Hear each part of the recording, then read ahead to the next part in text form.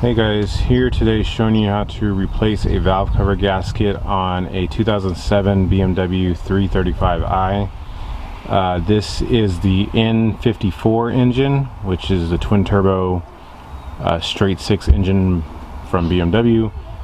I believe this started in 2006. I think it's still, some version of it is still made until about 2015, 2016. If you do take these to the dealership or any shop, this is a pretty, it's not a difficult job as more as it is just really tedious, work. Lots of little screws, little clips, wiring, things like that. You will have to mess with the fuel rail and the fuel lines for a short portion, but mostly just a lot of disassembly. So as you can see, there's not much room to get up behind the motor, and as you can see, I also do have the beauty cover off. I will show you how to at least explain to you how to take that off, because the stuff on the top is really easy. You will want to work on this when it's cold. You do have to disconnect some of the fuel hard lines, the direct injection injectors here. As you can see, there'll be 6 of them. I mean, you can't see the other ones because they're hiding back there. So you will want to work on this while it's cold, because you don't want the fuel pressure to be really high, because these do run at very high fuel rail pressures. I've noticed a lot of videos just tell people to work on it when it's cold. I, however, like to purposely run the engine out of fuel just by starting it and pulling the fuel pump fuse out while it's running, and then it'll die, obviously, because it has no fuel. Then for sure you know that the fuel rail is not pressurized at all, because there's nothing in there. That to me is the easiest way to not have to worry about fuel spraying out all over the place. So yeah, I'll just show you how to do that first. After we do that, we'll go on ahead and disconnect the battery, the negative cable on the battery, so that way we don't have to worry about there being any problems. Also, I will be probably removing part of the wiring harness that comes out of the fuse box over here. Just some of the connectors, they're easy to unclip and clip back in, just because there's a lot of wires that run over top of the motor, and it's just kind of hard to maneuver around all the wiring. It's easier to just move the wiring out of the way, so that way you can have pretty easy access. So let's jump into inside the car, where we'll find the fuse box that's inside the glove box. So open up your glove box and I'll show you how to get to the fuses and which fuse to pull out. Okay, so I apologize for the noise. The car is running right now on purpose. Open up your glove box. If you look straight back, there's like this black cover on both sides right there and right over there. There are 2 wing nuts, if you want to call them that. Just turn them counterclockwise, or excuse me, turn them either direction, clockwise or not, just a quarter turn, and then this cover will be able to be, you can just move this cover out of the way. It's just a cover here. And if you look way back in there, I know it's dark, but way back in there, BMW decided to hide the fuses in there. So the fuse you will be looking for, I mean, underneath this cover that you pulled out, there is a list of what the fuel pump fuse would be. I'll show you what that. So in there, if you, right underneath the cover, there is this here card that tells you what number pertains to which fuse. If you look right there at the top right, where there's a gas pump looking illustration, and right to the right of that, fuse number 5, 80, and 88 all pertain to the fuel pump. I go straight for fuse 88, which will normally be a 20 amp fuse, and as I told you, the car is running now. So if we look back into the fuse box here, zoom in on there, I'll probably give you a picture because it'll be clear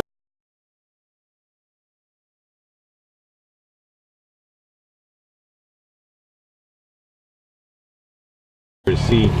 This fuse, that fuse right there on the bottom, that 20 amp that's vertical, not the 20 amp that's horizontal, but the one that's all by itself right there, that'll be the fuse that you'll want to pull out. Again, double check, as different years, different generations may vary, but this is a 2007. I believe this is a E90 or E92, I'm not sure, I forget which one it is. But I'm gonna go ahead and grab myself, I mean, there's a red fuse puller right there, but if I go on ahead and take that fuse out right now, just pull it straight out while the car is running, in a minute you'll hear the car die.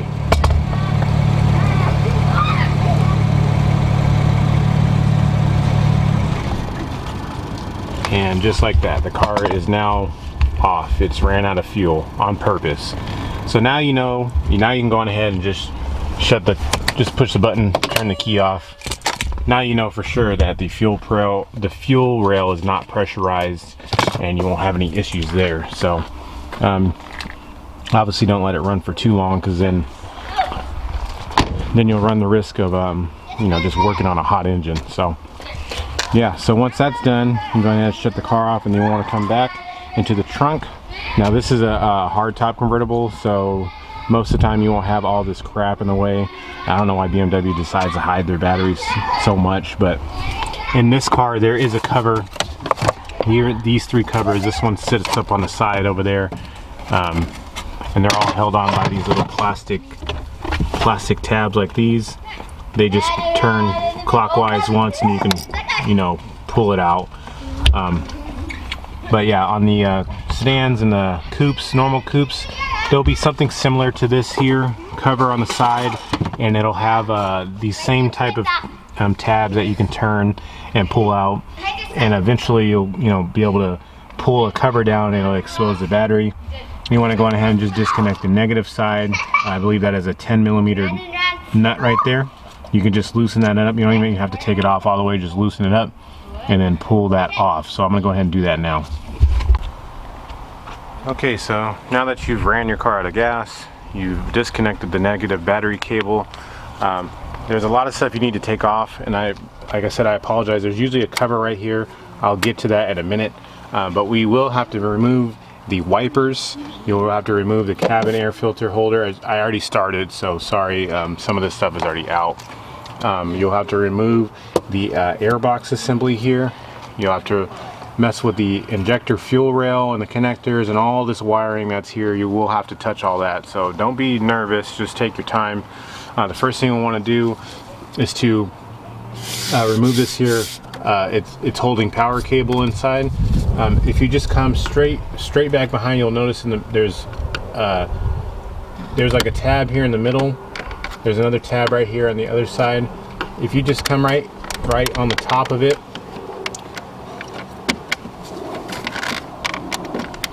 just stick your screwdriver in here. There's a little tab right here that will allow you, well, this one's already released. It'll allow you to pull this away, so that you can remove this here box like this and just let it hang here for a minute. You don't actually want to remove this entirely. You can just let this sit here like this for now. That's fine. And then if you also look right behind here, there's another cable that runs behind. It's also held on by similar clips right here. There's one right here. If you just stick a screwdriver right inside, if you stick a screwdriver straight inside as well, and I'm sorry I can't really get to it too much, there's a little notch right above. You'll just stick the screwdriver straight in and kind of pry like that, and that'll allow this guy to come out, and you can do the same for all of these, just like so. So now these are both loose, so that when we go to remove this cowl, it'll just come straight up. Okay, so the next thing I want to do now is look at the cabin air filter holder. And again, I apologize. This guy right here will have 8mm screws right here, one here, one here, and one here, one here. There's 4 total that you'll just remove the screws, and then you can just lift this entire thing off and just set it down to the side.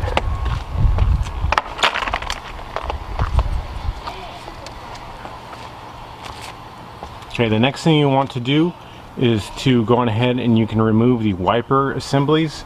They usually just, just sit in a place like so, like this. They're just held down by 2 16mm nuts. There will be little plastic caps like these over the nuts. You can just use a flathead screwdriver to pry them off, and then underneath that you'll find just a 16mm nut. You can go ahead and loosen and remove both those screws, and then it may take a little bit of force to pull the wiper up. If you find that you cannot take it off, you can just come up underneath the wiper with like a flathead and just pry up on it, and then that'll be able to loosen it up. So you can go ahead and loosen and remove both the wiper arms. I suggest before taking them off, as a tip, I mean you don't have to, either inscribe or mark the arm and the top of the stud. Like once you remove the nut, make a mark here on top of this, and make sure you mark into the wiper arm. That way you have the correct alignment when you put it back on. Alternatively, sometimes what I like to do is put a piece of painter's tape, wherever if the wiper arm is rested at the bottom of the windshield, just put a piece of tape right where that arm is. That way when you go to line them back up, you have your alignment right.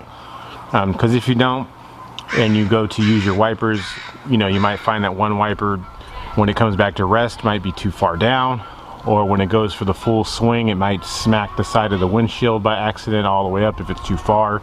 So just do your best to make sure you get the alignment correct. So the next thing we want to do now is to remove this here cowling. It is only held on by two 8mm screws. They are located right on the side of the cowling here. I'll show you what it looks like. One side for some reason is missing. I don't know why it's not there, but here. If you look straight down right here, there's an 8mm screw right here that's holding on that, and there'll be one similar one on the other side. Also, we need to remove this here sensor that's here. These are just pushed straight down like on little clips. That's all. You can just pull them off. Pull off both of them, and then you can just set this down out of the way to the side for now, and you would do the same for the other side. This side, see, has a temperature sensor here. This one actually needs to be, if you look closely at it, needs to be rotated. It has little notches, and you can just pull it out of its spot. And then same for the other side, you just lift the little clips up off of here and set this down to the side. And as I said, there should be a screw right here in this hole, but there's not. So going ahead and loosen up those two 8mm, take the wipers off. You would have already taken off the cabin air filter now. So once you got both those screws loose, then we can go on ahead and just remove the whole cowling together as an assembly.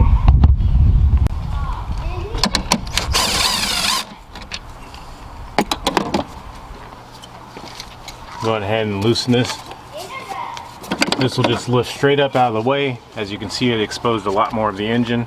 And as I was telling you, this wiring harness, I mean, we'll try our best to work around it, but really, you're just going to be leaving most of it connected like that. And then you'll just have to maneuver the valve cover around it when it's time. Okay, so after you got the cowling off, the next thing you want to do is to remove this strut bar right here. This is a E14, like an external Torx. So the socket will look like this. It's kind of the opposite of a Torx socket. You'll need an E14 to remove that. So go on ahead and loosen this one up here and remove it.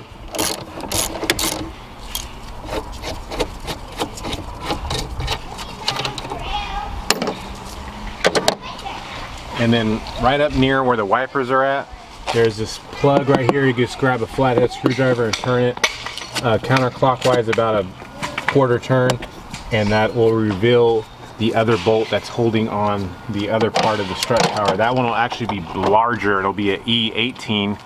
So those don't usually come in sets. You usually have to buy those separately.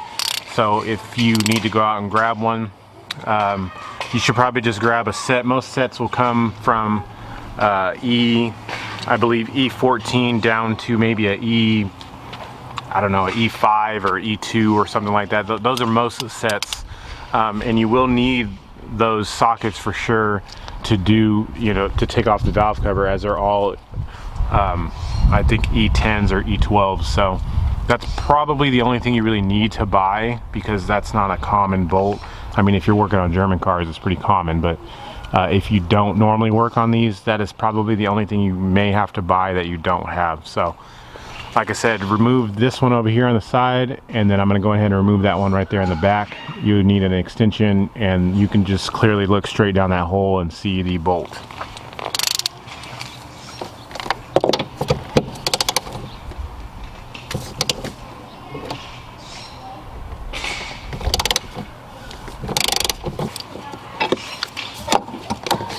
After you do that, just pull the bar straight out. You don't have to worry about the other side because we're not working on that side. And you could just set this stuff down on the side.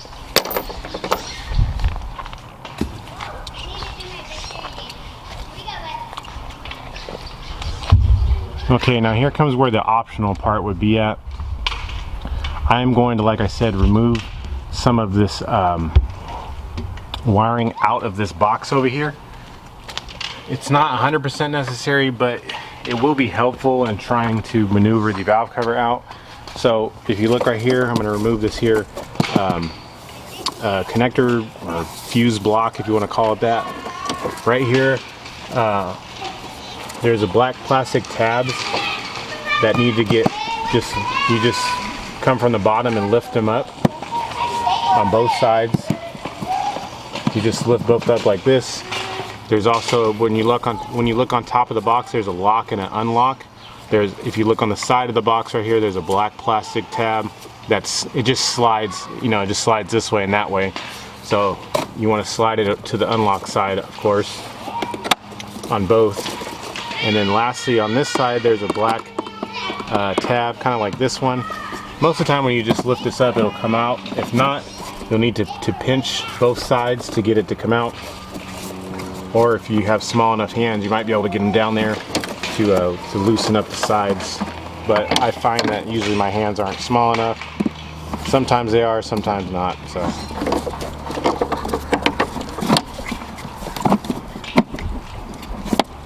I will like to note that there is one ground that you're going to have to take off that comes out of this. It goes straight down here to the side that's right by this washer neck right here. I'll show you a picture of it.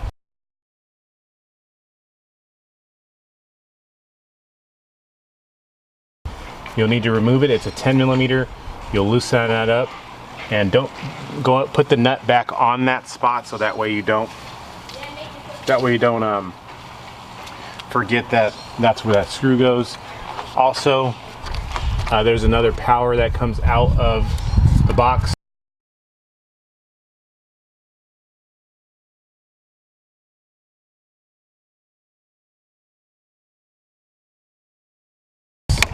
That goes attached. If you take this here cover off, there's a there's a 10 millimeter that's also running out of this box to it. You can go ahead and loosen that up, put the 10 back so you don't forget where it goes. You don't have to worry about loosening up this one that goes here. I mean, you totally can if you want. It's really not going to help you too much, but by all means, if you would like to, you can. And as I said, all of this stuff that I'm doing right here is pretty much optional. You don't have to do it, but I just have done and having done a lot of these before, it's just easier to just have that little bit of extra, play with the wiring in case you do need it, because a lot of the wiring needs to move. So I'm going to go ahead and loosen up the one power cable that's coming out. It's a small wire, and then the other one that's getting grounded right next to the washer fill. I'm going to loosen up both those 10s now and just remove them.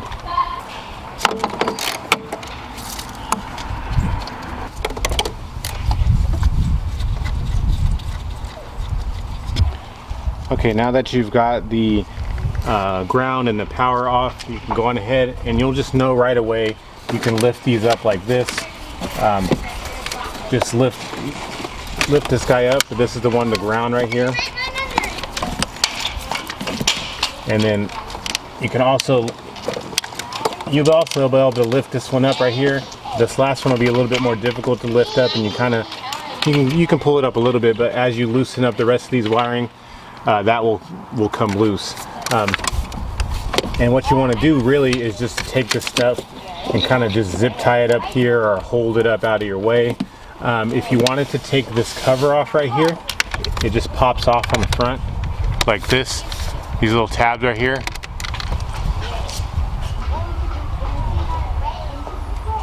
You can take this here cover off completely. that will expose the wires on the inside, so you can, you know, pull them up so they're out of your way. You can do the same for these if you want to just remove this whole cover altogether. You can just take down and just zip tie this up.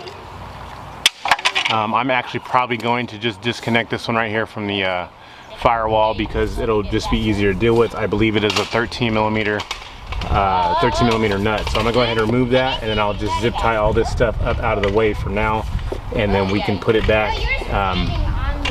We can put it back in the box when we get done.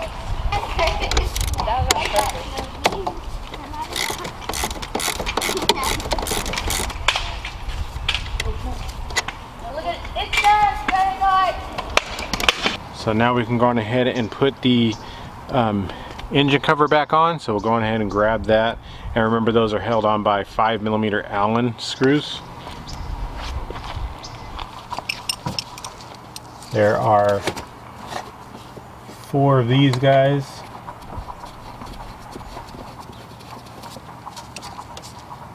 Two in the front and 2 in the rear.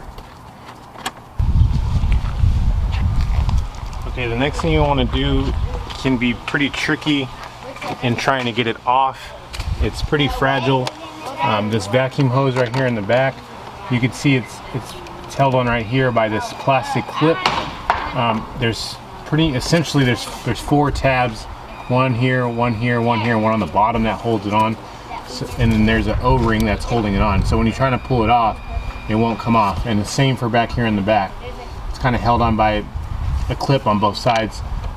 There is probably a tool you can use to take this off, but I pretty much just like use a flathead screwdriver and just gently pull back on one side to kind of get it started, and then you kind of just work your way around it. I mean, it'd be best to use 2 screwdrivers if you could to try and, you know, hold one side like that, and then go on ahead and get another small screwdriver to help you hold the other sides and pull it off. So I'm gonna go ahead and try and get that off now. You do want to make sure you be as careful as you can because it is plastic, and chances are this thing probably costs $1,000 or something dumb like that. So I have one screwdriver on one side. Like I said, I'm gonna use another screwdriver on the other side to kind of help me get it started. I'll try my best not to damage this thing, but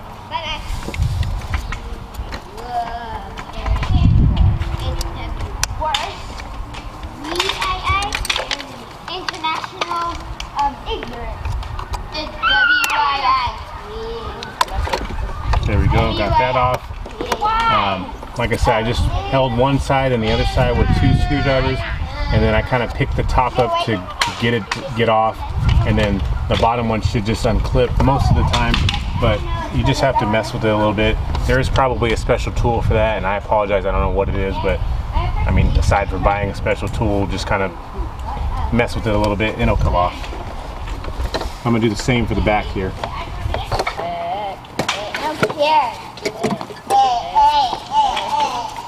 Okay, there's a piece right there, the 4 little tabs you can see that hold it around. It's not too difficult to get off. I mean, then again, I've done this quite a few times, so it's easier for me, but take your time, it'll definitely come off.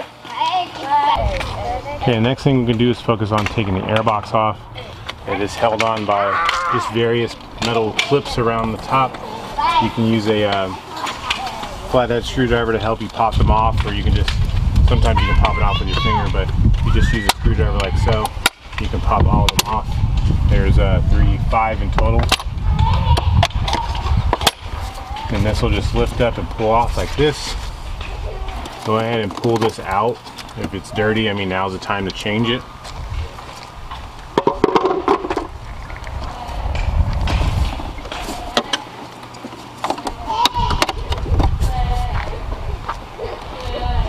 Right on the side of the airbox where this guy goes in right here, it's just held on by 2 little clips. You can just pull this away and just let it sit to the side like this for now. That's perfectly fine. The small plastic tube that comes in right here, if you just pinch down on this guy right here, that should release that from there. Then if you got to be super careful in pulling this out, so that way you don't snap it by accident, because it will happen if you're not careful at all.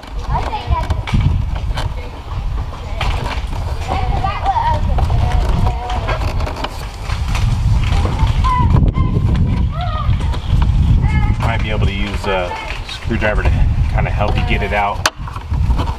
There's one side out, just like this. You can just let this sit down to the side. Don't really tweak on it too much because you don't want to break it by accident. Okay, if you look towards the back of the airbox, right back here there's a tube. It's held on. There's a small, I believe it's a 7mm screw clamp, or you could just use a flathead screwdriver to loosen up the screw clamp. You don't need to remove the hose right now. Just loosen up the clamp as best as you can. That way when you go to remove the airbox, it'll just slide out of there and won't have a problem. So just loosen it up as much as you can. You may need to hold it up to keep it in place while you loosen it. And then all of these wires right here, they come straight down onto little rubber connectors that attach to this box. You'll need to lift them up off of there. I don't know if you can see that in the camera, but they're just little, I'll show you when I get done taking them off. They're just little rubber connectors that come off. They just pop straight off.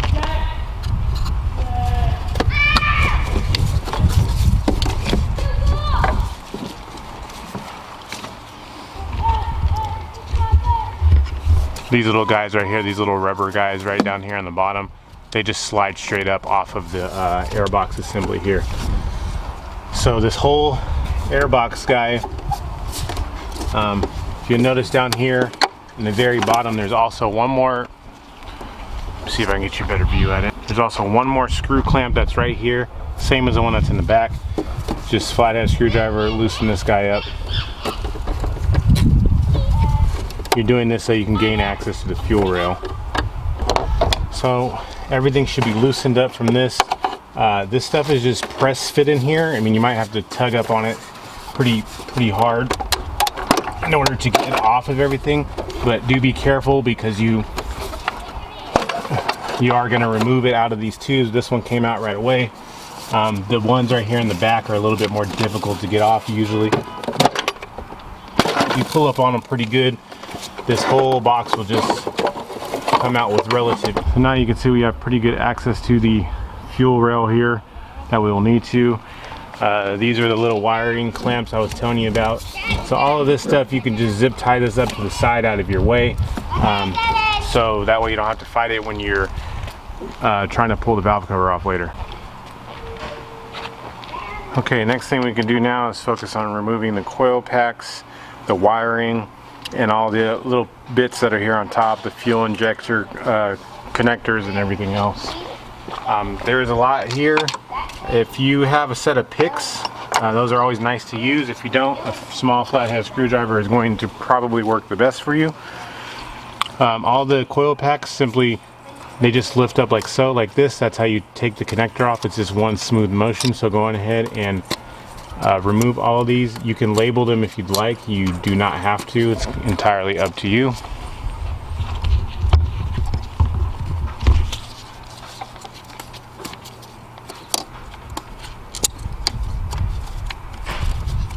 Just like so. And then you can go on ahead and pull the coil packs. They just pull straight out.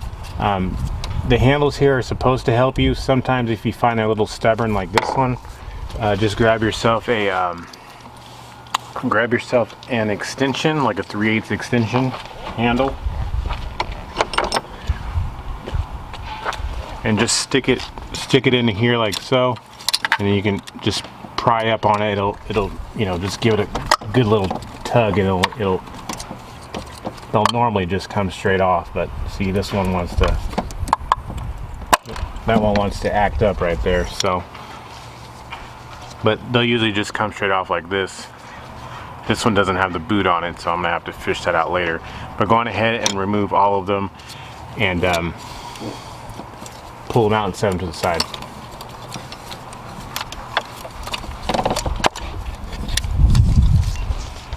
This is how it should have came out and how it should have looked.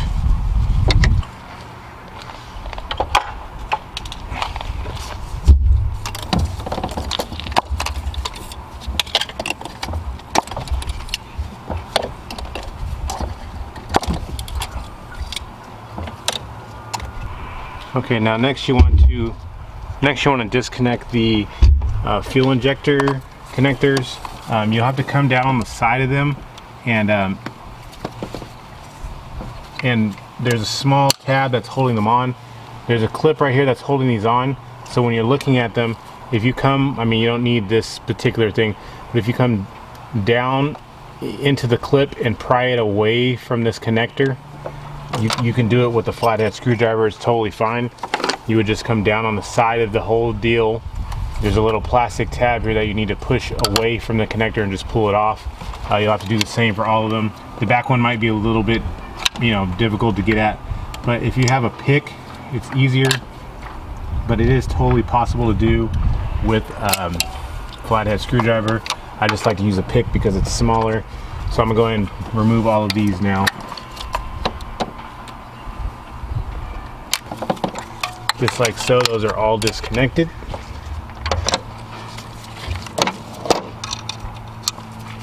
Next thing you want to disconnect is all of the ground wires that come for all the coil packs. There are 1, 2, 3 total. When you take these off, I suggest taking your time, and what I suggest doing is to screw the nut right back on where you got it from, so that way it doesn't get lost.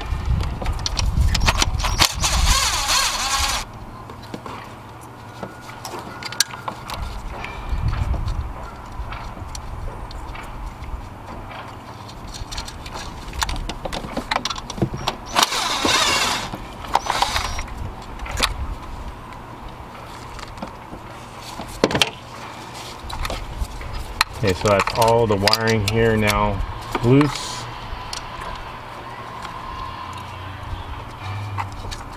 What you want to do now is to get yourself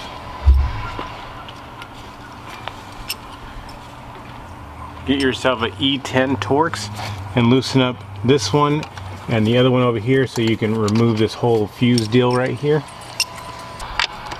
Just loosen and remove these 2 screws that are right here.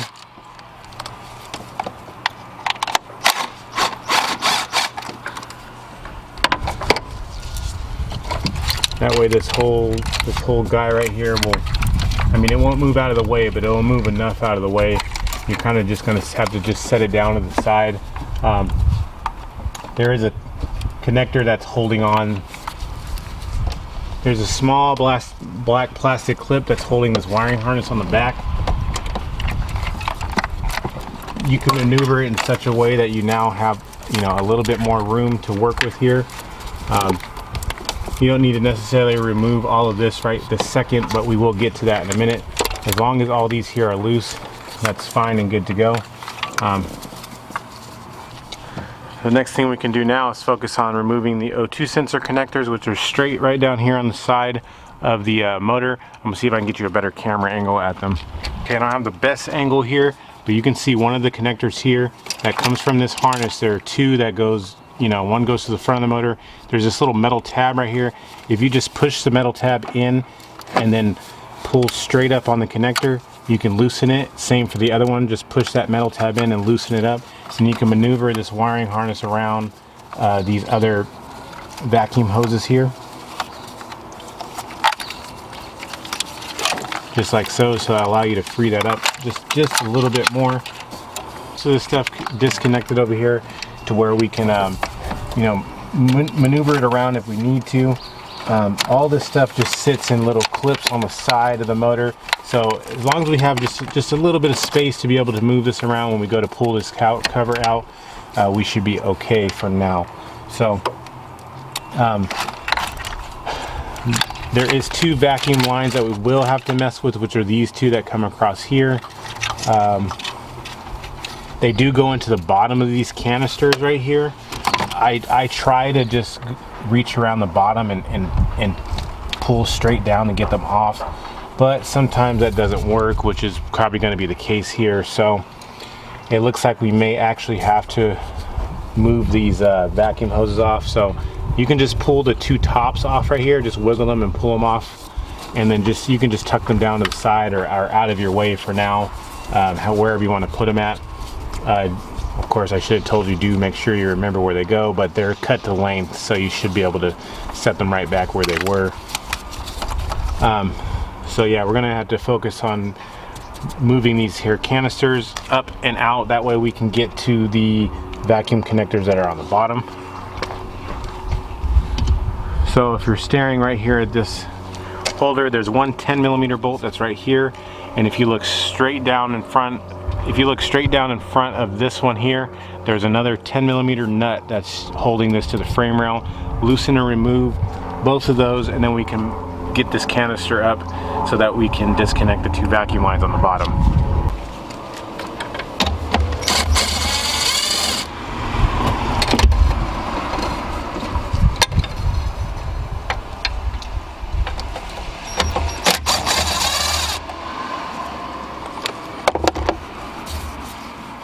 If you have a magnet, it might help to get this bottom nut off. If you don't, it's okay. Okay, so there's 110 that was in the front that you look straight down the frame rail. If you actually look around the back side, if you kind of tilt this to the side, you should be able to get a straight shot down at the other 10 that's holding the back portion on.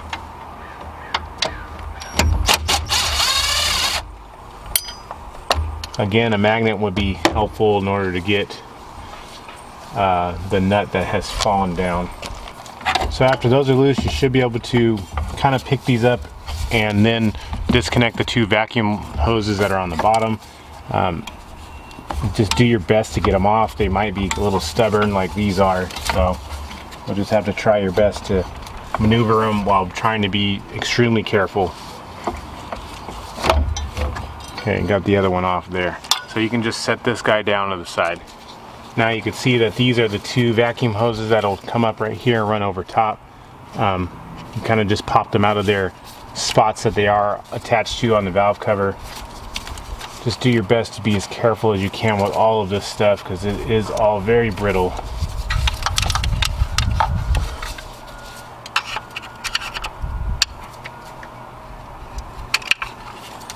You won't be able to remove these vacuum hoses completely just yet because the fuel rail's still in their way.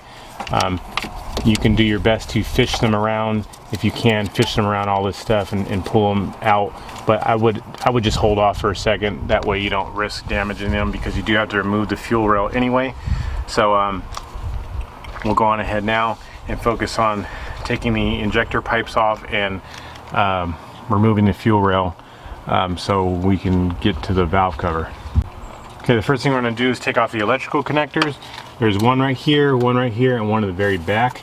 The one at the very back has like a kind of like a push tab that you can push and just slide it off the back like so.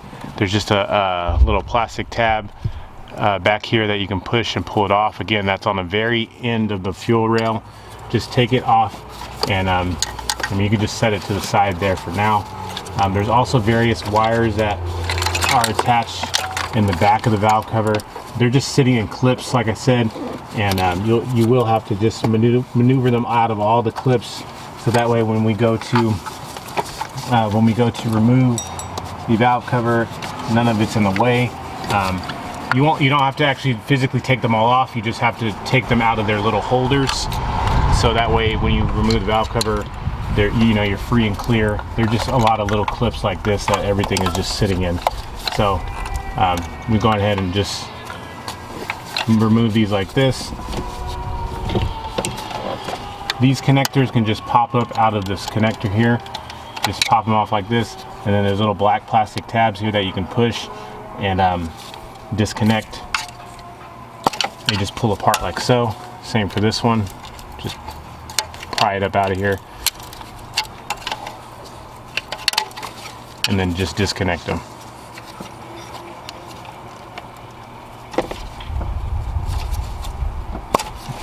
Just like so, and then continue to just maneuver all this stuff up out of your way.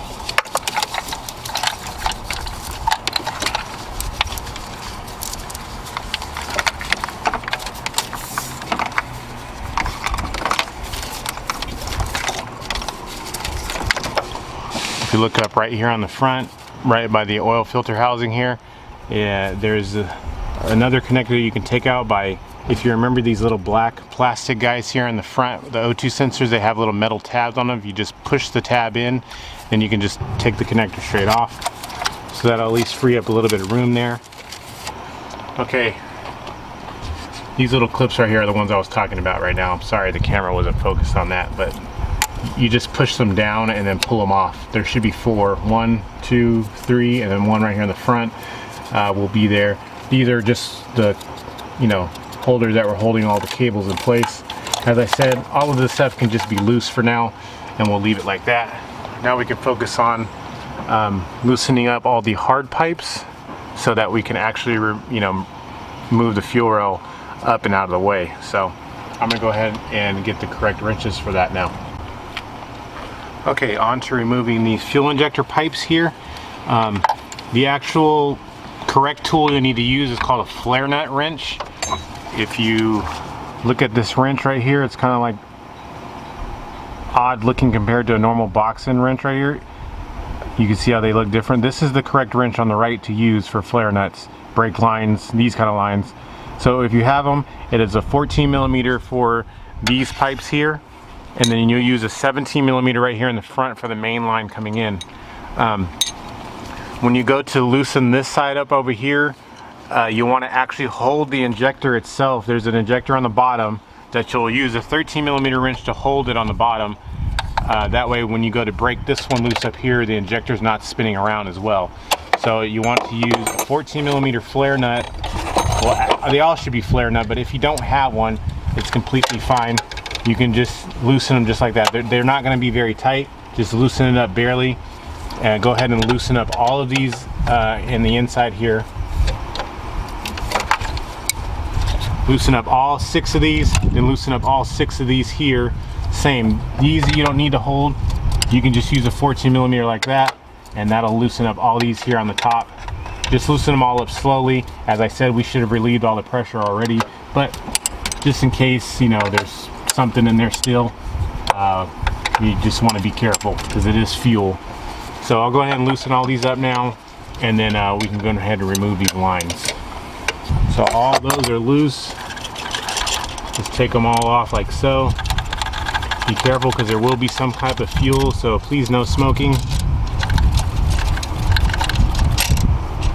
You see there's fuel right there dripping out of that guy already.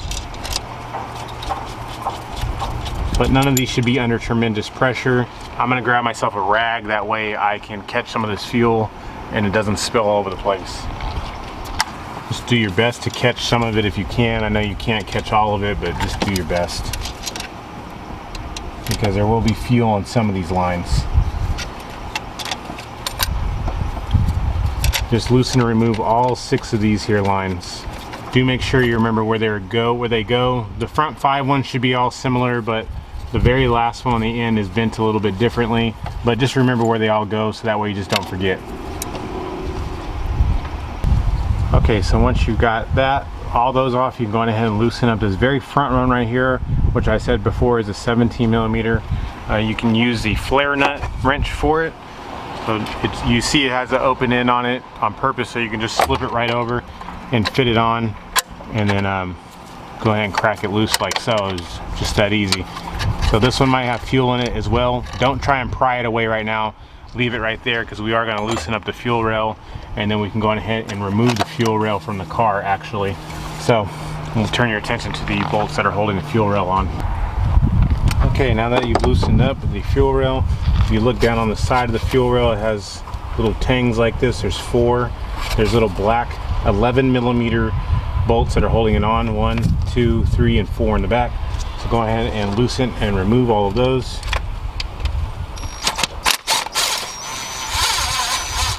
Do be careful you don't drop them.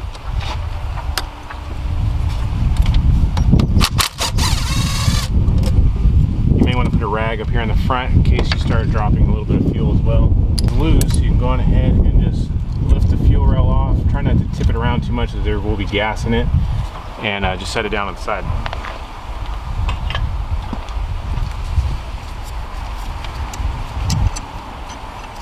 There will be a little bit of gas that'll come out of this here fuel line, but that's okay.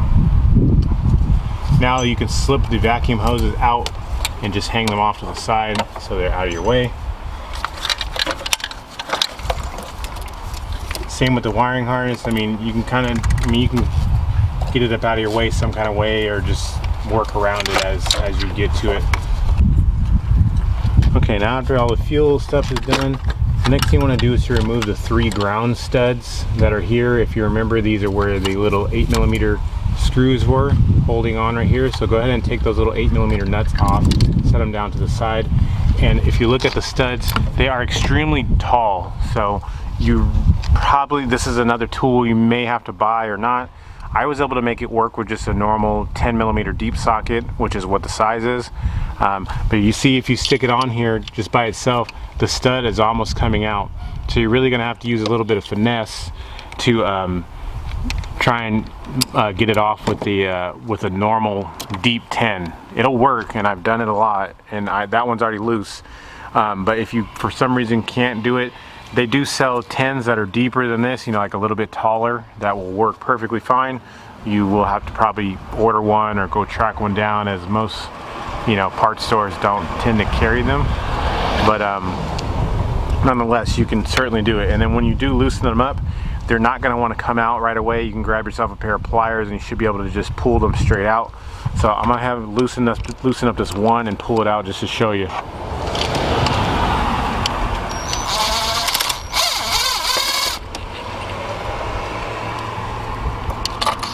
So here it is, what it looks like out completely.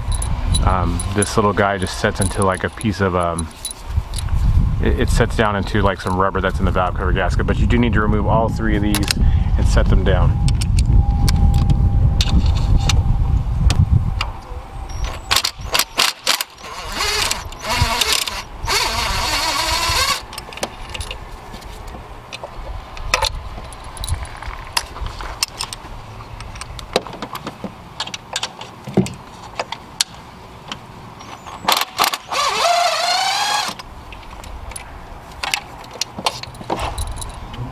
Okay, so that's a part of what's holding down the valve cover.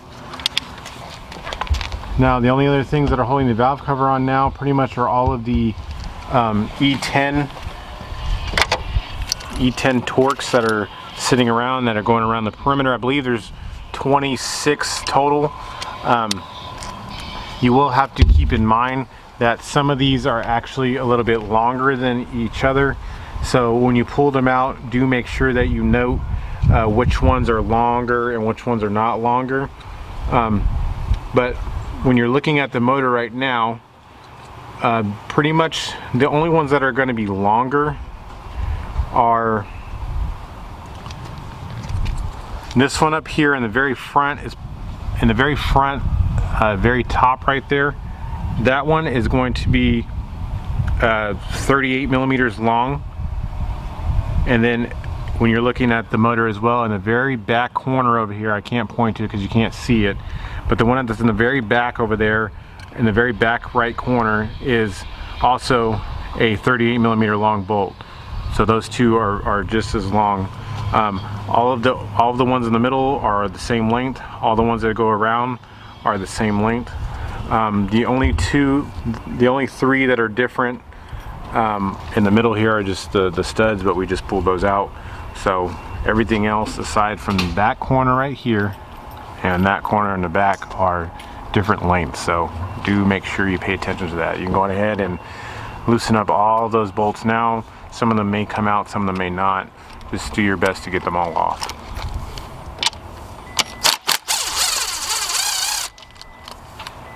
They will all look like this mostly, just like the other ones did, and have like this little sleeve around them.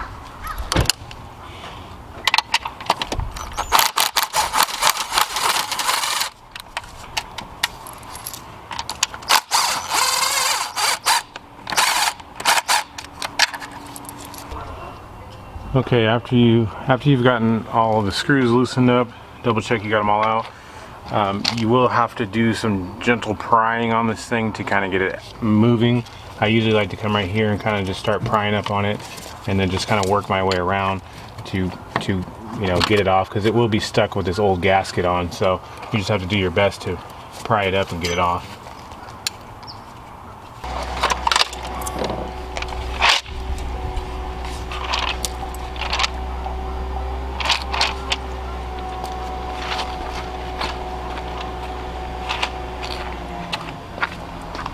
Okay, so as you can see, we got that off. Bit of a pain to maneuver it past all the wiring and everything, but the old gasket is still stuck on here, as you can see. So go ahead and just peel it off and throw it. After you get all that off, go ahead and wipe around all the mating surfaces with a clean rag, and we can go ahead and focus on removing the other part of the gasket from, or whatever other pieces that are broken off that are inside the valve cover.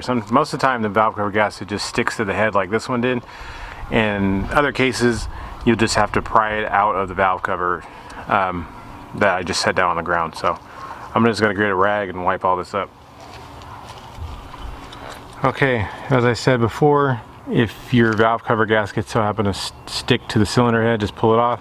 Sometimes it will get stuck in this, and you just take a little flathead screwdriver and just pry it out and pick out all of the hard plastic. By now, you can go ahead and wipe this down before you stick the valve cover on. And what I also suggest doing is, you don't have to, but you can, is to stick a little bit of a black silicone, just a small bead around the entire area, because as you can tell, when you go to put this on, it's going to be difficult, and the last thing you want to do is to stick this on and the gasket so happens to just move out of the way a little bit, or just barely gets pinched somewhere, and then you got a large oil leak all over again. So what I did was go on ahead and push all of these little cylinders down just enough so it's flush with the inside of these holes. And I'm going to get some silicone and run a little bead around the whole thing, and then I'll go on ahead and put the new valve cover gasket into place on this.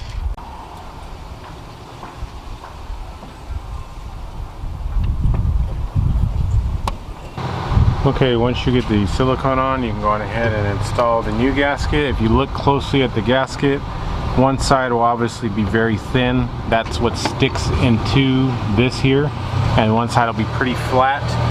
So you can go on ahead and just install the new gasket. Make sure you firmly seat it down where it needs to go.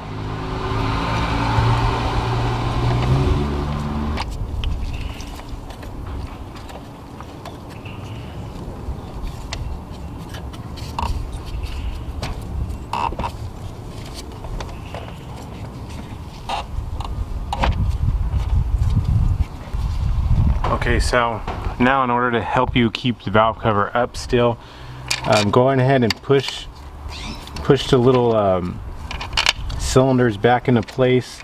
That'll also kind of keep the gasket where it needs to be in general, because like I said, this is going to be kind of a pain to get it to stay in one spot, especially when you're trying to put it on. So just do your best.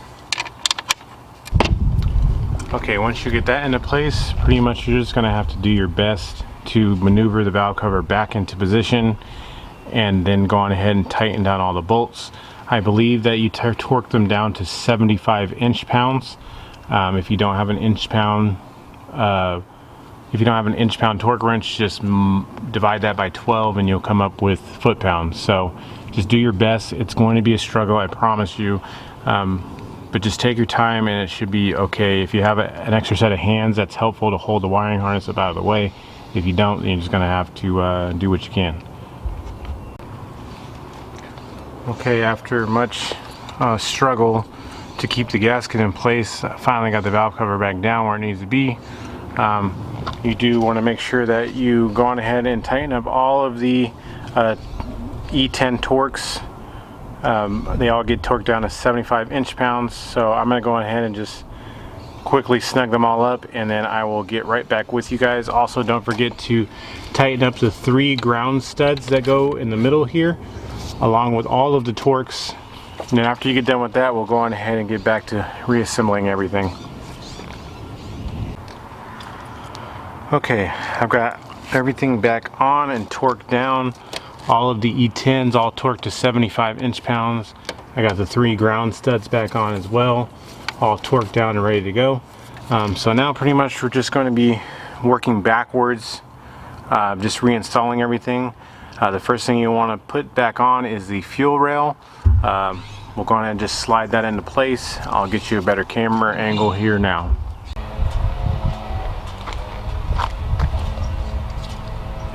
Don't forget to take these two vacuum hoses, the ones that go to the canisters, route this back underneath this here union right here.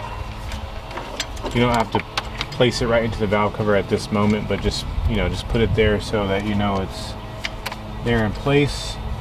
Then you can go on ahead and set the fuel rail back down into place and fasten all of the 11mm bolts back, and don't forget to reattach the main fuel line feed with the 17mm flare nut wrench. Don't tighten that yet, just go on ahead and grab the 11mm bolts and start those all by hand first. Go on ahead and tighten them all up.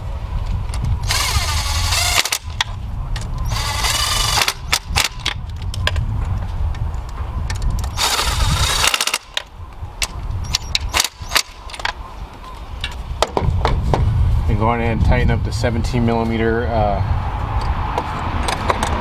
flare nut here. It doesn't get torqued very hard, so do be careful you do not go too crazy on it. Just like so, should be fine. Okay, now you can go ahead and reconnect the various connectors that you had in the front. You know, whatever little wiring you can have. There was one that was right here in the front. If you did take off the cam sensors, don't forget to put those back. But we'll just push these back on into place like so. We can go on ahead and just pretty much just route all this stuff back down. Don't forget to put these little clip holders down. Just push them back down into place where they were. That way you can set the wiring harness back into it. These will go connected to the other portions that we have zip tied up at the moment. But we can set these back here. You can plug the connector back into the end of the fuel rail. Like so. Just trying to get everything sorted. You can go on ahead and stick the remember the gray one will come around the gray one is the O2 sensor, will come around the back of the motor. It goes into the various little clips that remember you pulled everything out and you routed everything around. So now it's just, you know, routing everything back around in the clips that they came out of around the back of the motor. There are quite a few little areas, so do your best to get it mostly back where it came from. You remember this one goes connected here like so. Pop this guy back down into place. And we have the other one that comes around and goes to the front, so the gray goes to the back or the rear. And you can tuck all this stuff back down into the little wiring connectors like so. And then the black one also comes around.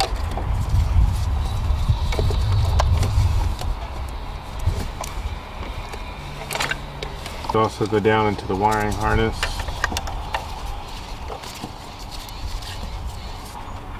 Just like so. Plug this guy back in. Set it down in here. Like that. Make sure everything is there nice and ready to go. So now we can go on ahead and reinstall all of the fuel pipes back on. Remember they're 14mm for the big ends and hold the injector with a 13mm.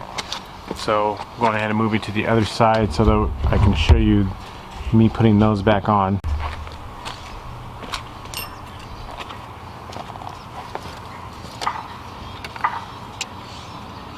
Remember, you want to start these slowly by hand because you do not want to cross thread them. Make sure you get both sides started by hand before you tighten both of them.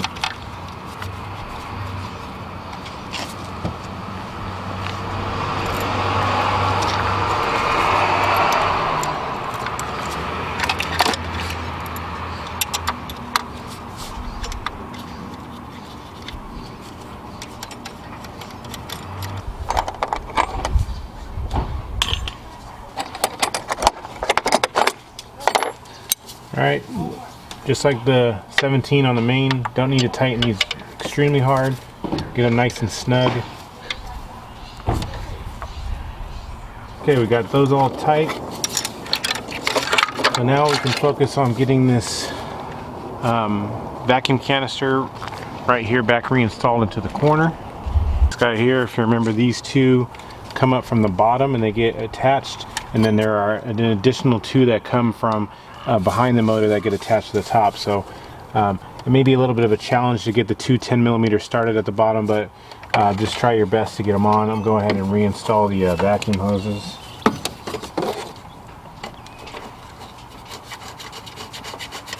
You got the 110 here and the two 10mm nuts on the bottom. These reinstalled, and you got both the bottom vacuum lines on. Remember that these two top vacuum lines will route around here and come to the top of the vacuum canisters.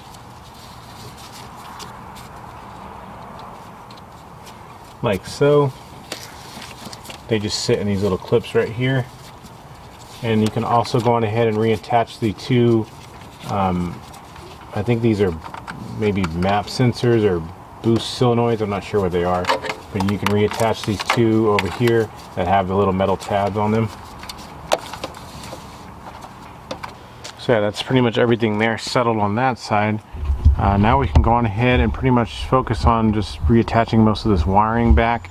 We can get the two E10 Torx that hold down this main harness here, and just go on ahead and bolt the harness back down.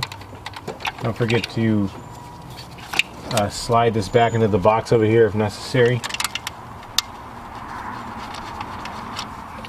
You just get these snug. It doesn't really matter how tight they are.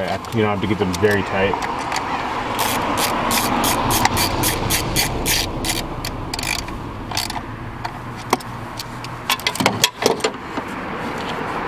Okay, we got those on. We got all this stuff up here reconnected.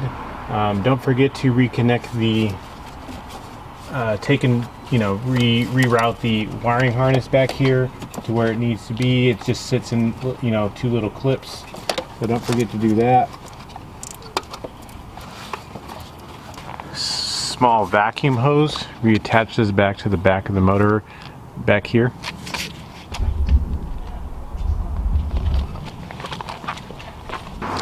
Okay, now we're going to try and put the airbox back on. Remember that this just press fits on. You may have to push it down kind of hard to get it to sit, but try and get this hose lined up and the one in the front lined up as well before you actually push it down. And do be careful you don't try and push too hard, because there is a little plastic hose over here that you need to remember that can get damaged. No problem, just trying to get this front guy on. Remember, these just flip back into place. This just pops straight down onto this guy,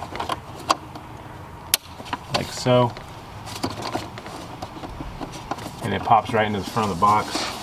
Just got to make sure you just try and get this hose lined up in the front. It's probably going to be the most difficult one to do. And then you could just tighten everything up with the flathead screwdriver. Here, if you do have them zip tied up, you can go on ahead and release them now. I just used a piece of wire to tie mine up. And don't forget to set them back down, the little rubber guys on the clips right here on the side of the airbox. Just like so. So those are all good to go. This is all pushed down on the way.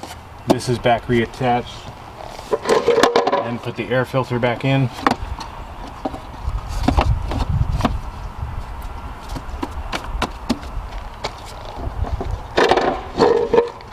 Go on ahead and reinstall the lid.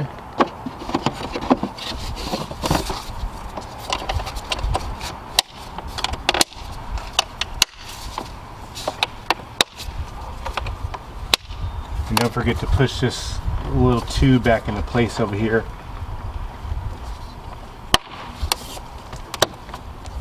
Just like so. So all that there is good to go. Everything there is back together. So now you can go on ahead and reinstall all the coil packs back into place. I got the first one in here already. they just push straight back down into the position they were in. Just like so. And then you can go on ahead and reconnect the coil pack connectors. Once you start them in here like this and push this clip down, that's it. It's locked in. Don't forget to reinstall the little injector connectors that go onto the back. All the wiring should fall right into place where it goes. And don't forget the ground studs for all the coil packs with the 8mm screws. After that, you can go on ahead and clip your zip ties from up here that are holding the wiring in place. That way we can try and get the wiring all settled back down into the box over here on the side and put the lid and everything back on that. Okay, now that you have your wiring pretty much unclipped, you can go on ahead and reattach the main cable right here to this 13mm stud that's right here. This is for the starter power. 13mm will do there. Okay, you went on ahead and tightened this guy up. It's a 13mm starter wire. You went on ahead and pushed all of these right here back down into the box where they go. If you remember, one of them had a ground wire that went attached right here by the windshield washer, a 10mm, and there was also a small little power wire that went attached right next to the starter wire that was also a 10mm. So do tighten all those up, push all these wires back down, and we can go on ahead and reinstall the cover back onto this box. Don't forget to put this cover back on the starter wire here.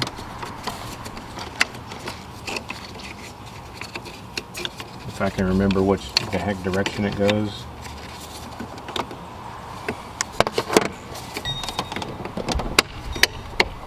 Goes on like so. We can put this cover back onto this box here. I have to maneuver it into place to get it to go where it needs.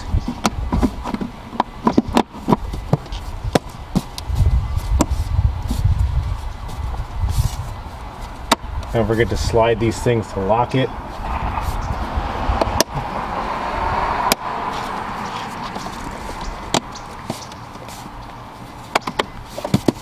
So that is there back on where it needs to go. So now we can go on ahead and put the engine cover back on. So we'll go on ahead and grab that. And remember, those are held on by 5mm Allen screws.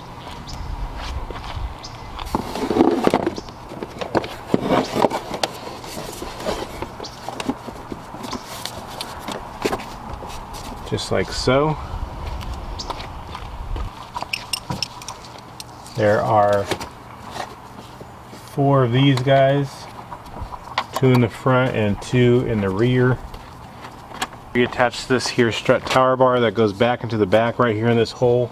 That is the 18mm, or excuse me, an E18 Torx, and the one over here is E14. Don't forget to reinstall the plastic cap. It just pops on, and then you turn it clockwise with the flathead screwdriver. So now comes the part to finesse the cowl on back into place. If you remember, it just slides back into place, and it's held on the side by 2 8mm screws on both sides. Ideally, you want to get there's these little tabs that are on the back. A lot of people say they sit on top of the rubber. I find that it doesn't really, I don't think it really fits that direction. I think that this channel that's in here is supposed to slide up onto this here, you know, kind of like slide it into place. I don't think that the tabs sit on top of this. I mean, I could be wrong. This one, when I got it, the tabs were sitting on top. It just didn't seem like it felt right or fit right.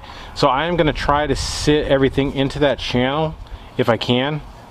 By that I mean getting this weather stripping into the small channel in between the tabs. If that seems to fit or work right, which I believe is how it actually goes, then I will do that. I will let you know how it fits here in a minute. Okay, so I got this into place.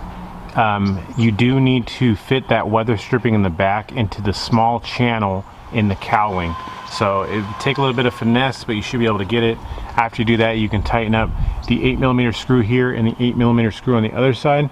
And also don't forget to get the wiring here on this side. It pushes back down onto the tabs on both sides. And remember, this guy spins right into this here little holder over here. So I'm gonna go ahead and tighten these down with the 8mm screws now.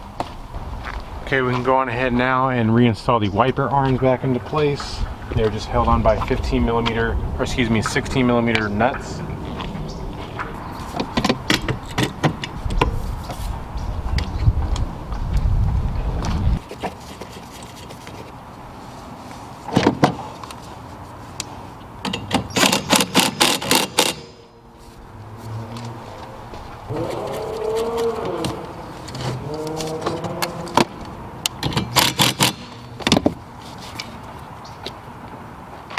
Okay, now we can go ahead and reinstall the cabin air filter that just sits down and is held on by 4 8mm screws.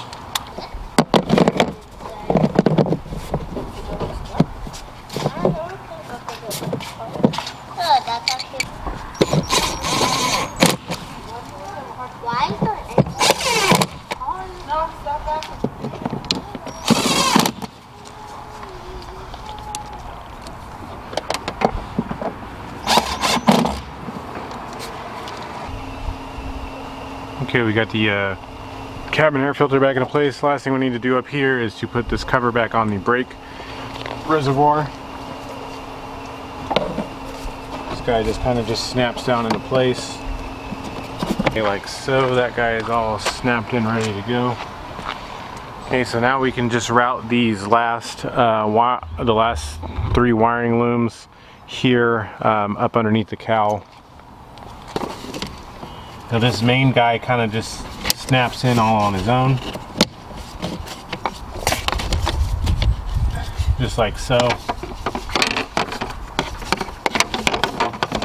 Then we'll have the other piece, which is this guy, snaps into the front. But first you need to put these 2 wires on the inside. The plastic loom ran to the back side, and the starter wiring goes ran just in front of that one.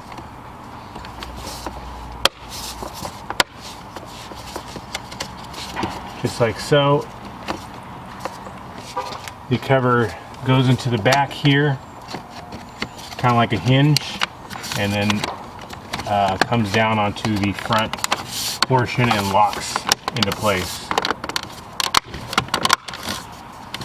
Like that, and then this whole thing just slides onto the 3 tabs in the rear here.